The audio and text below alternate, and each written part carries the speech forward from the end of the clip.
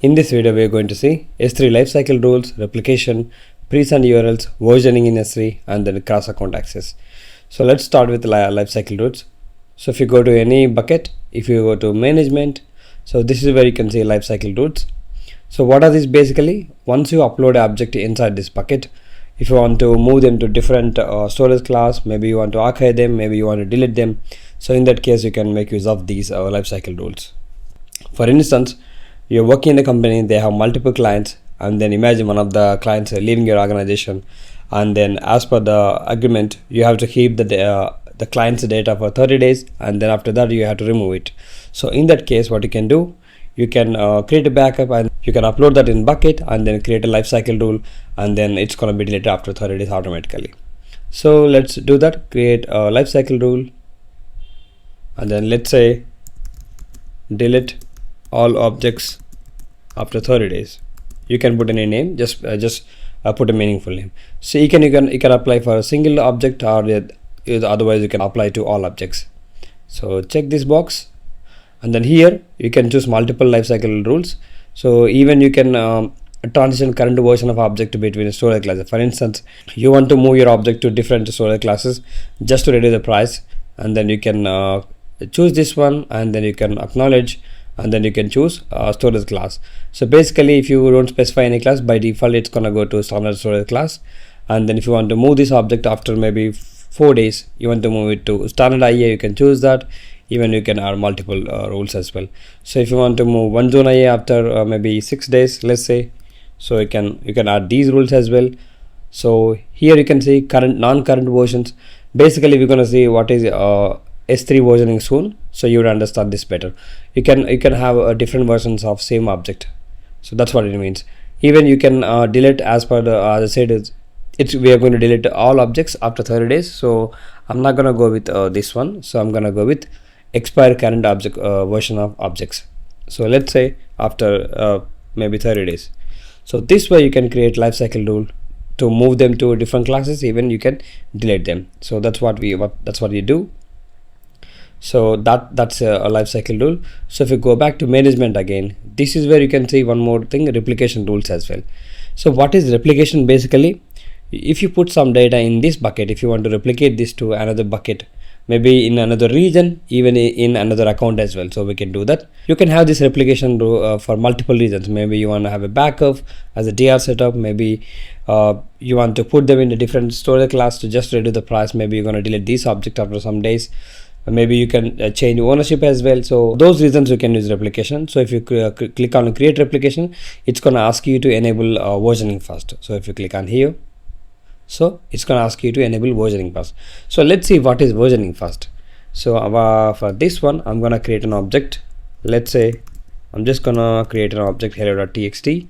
I'm going to say hello, let's say first version. And then Control C, I do have that file now, so I'm just gonna upload it. So if I click on add files, if I open it, so I got that object in this bucket. What if I delete that object? Let's say if I am gonna delete it, so you need to type permanently delete and then delete. So that object is gone now. So that's you can't have that object because you deleted it. Imagine I'm just gonna upload the same object again, but before uploading, let me show you something. Okay, let's do this. So I do have this file hello.txt again. I'm just uploading it. Now if you change something in this file, maybe you're gonna put a couple of lines, and if you upload it again, it's gonna override this, right? So you're not gonna have this first version. So if you change something, it's gonna have a second version. So what if you want to have both versions? Maybe even if you delete this object, if you still want to have, what you can do, that's where you can make use of bucket versioning. So basically it's gonna keep all the versions. So let's say enable. So as I enable versioning, so what if I delete this object now? Let's see. If I delete it, let's say if I delete it, if you check in the bucket now, you don't see the data, right? But if you check this bar, this one, now you can see hello.txt as well. But here it basically didn't delete that object, it just put a delete marker. So what if I delete this delete marker? So if I delete it, So now let's say permanently delete.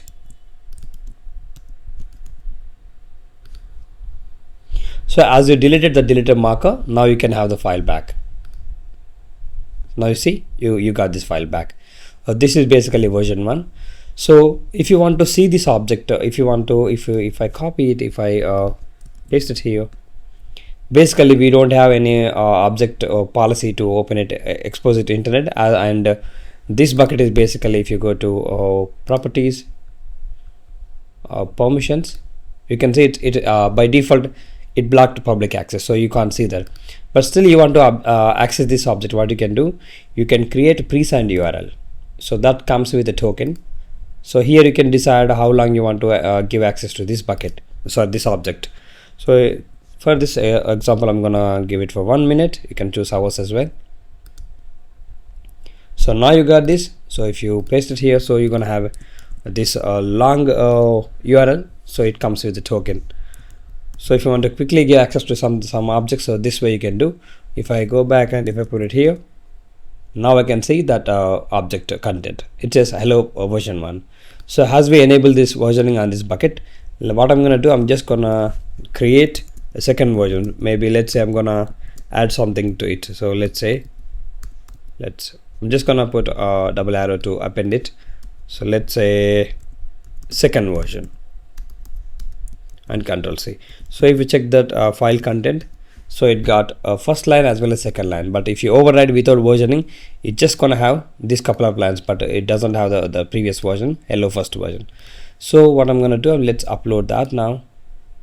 Add files, and then upload it. Now if you go back, now let's click on that. If I look for presigned URL again, just for 1 minute, back, and let's create let's copy this one. Now you can see second version. Then what if you want to have the first version of this file? What you can do, we can go to this object again, click on show versions. Here you can see this is first version 20 bytes, and this second version. What if you want to have the first version? You can simply delete the second version and delete it. Now if you go back and if you refresh it, now you can see only one version, the previous version. So this is how you can have. For instance, let's say you're using Terraform S3 for Terraform backend. So that's where we're gonna Terraform backend, basically it stores state files. So Terraform state file is something essential file. So if you want to have a previous version of that state file, so this is where you can make use of that S3 versioning. So that is one of the use cases, I can say. Okay, as we enabled versioning, if I go back to this management again, so if I try to create a replication, so click on that, now it's gonna allow. So let's say I'm gonna say dr data, and then status enabled, that's fine. And then here you can choose a single object or all objects. Let's click on that, and then here choose a bucket. If you have a bucket in the other account, you can choose that as well. In my case, I do have the bucket in the same account, so I'm gonna have. So if you have to choose a different account, so you need to have permissions on that bucket. We're gonna come to that later. Now choose a bucket, and then even you can choose same region or you can choose other region as well. So I'm gonna choose other region, and here you need to make sure that you need to enable versioning on source bucket as well as a destination bucket. So for that one, I'm gonna go to destination bucket. So that's in Mumbai region, AP South 1.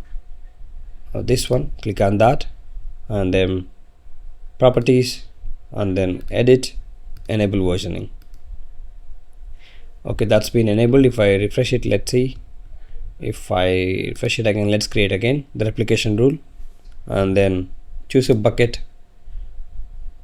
So I do have this one, this bucket.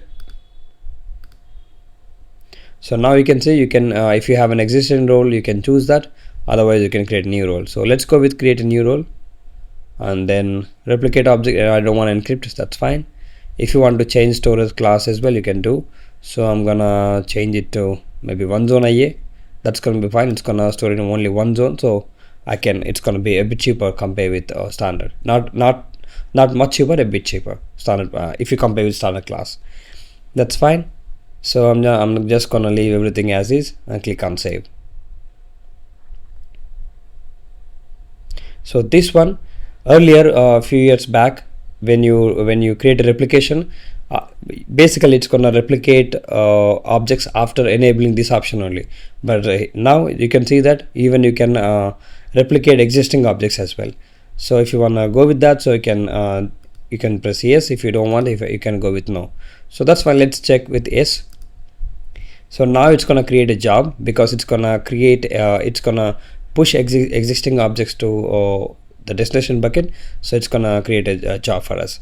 So here you can, if you want a report, you can generate that. So I don't want it.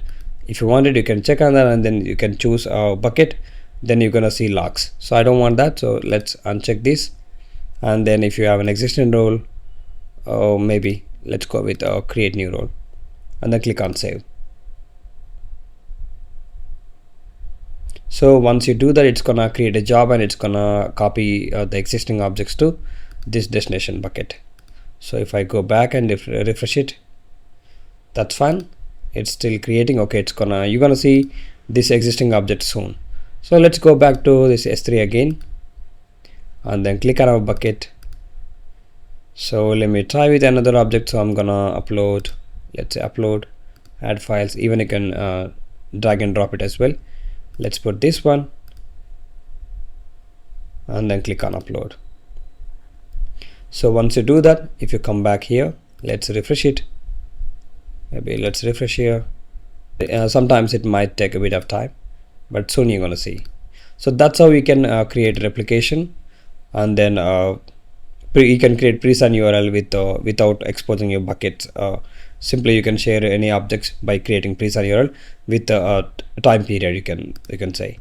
So let's refresh, let's try. I think hopefully we got that. Now you can see you got that. So if you click on that, you can see storage class 1 zone IA. That's what we choose.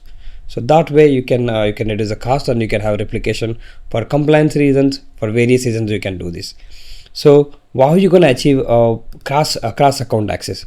Imagine you got this account A, and then there is a bucket in account B. Then if you want to access that bucket, how you gonna do? So we can illustrate that. So we got account A that's ending with 62, and account B I do have. So I logged in already. I do have this bucket AWS365.com. So if I want to have access to this bucket from account A, how you gonna do? So there are multiple ways. You can create a role, and you can assume it. Otherwise you can simply go to permissions, and then you can create a resource based policy such as bucket policy. So this is where you can allow as well. So this one is going to be simpler. Click on the edit bucket. So before that, let's try to access from account 1. So this is account 1. So what you can do, either you can create secret key access key, or you can click on this cloud shell. So immediately you're gonna get access to terminal. So what are the permissions you got for this mother user? You're gonna get permissions over here. It comes with AWS CLI pre-installed. So let's say AWS S3LS. Now you're gonna see list of buckets in this account. So what I'm gonna do, let's copy something. So I'm gonna create a file. Let's say hello.txt, hello AWS, let's say.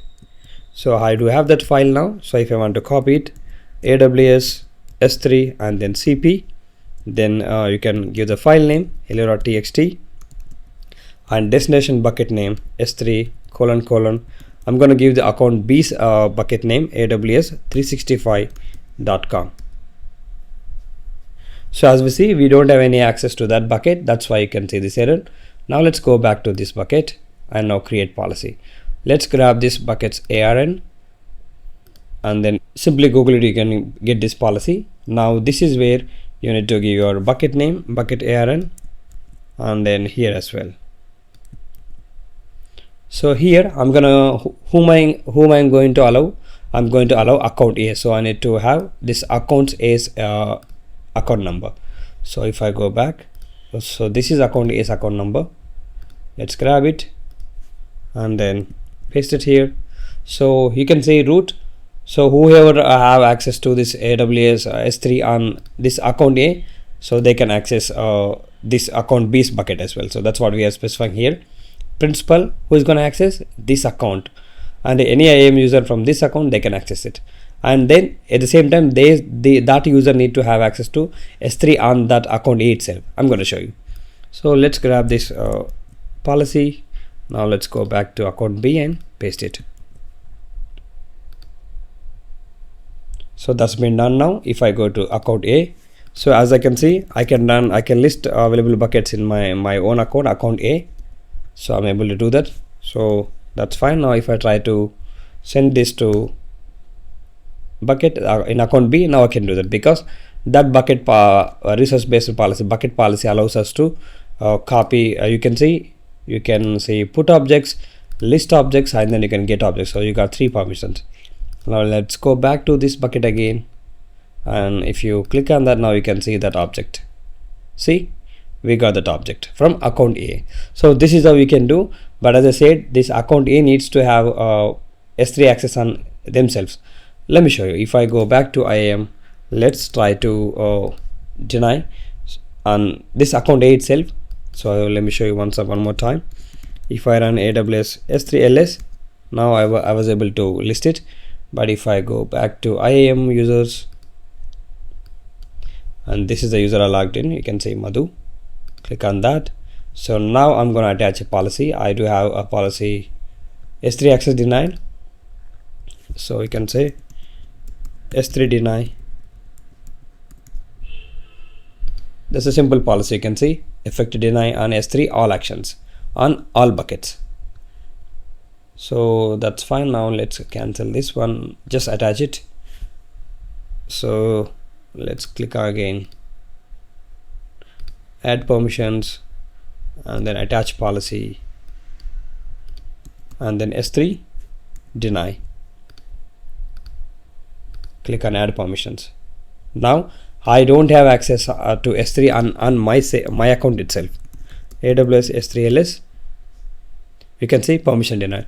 Now if I try to copy the object to the account B's bucket, now it says failed to access denied. So that's what it means. You need to have access on your own account, then only you can get the permissions. So that's how you can do this cross account access. So you can do this for various reasons. Imagine you got multiple accounts and you want to store all the logs in single account. So that way you can do this. And then if you have data analytics, you want to do that, you want to have sharing, so that way you can do that.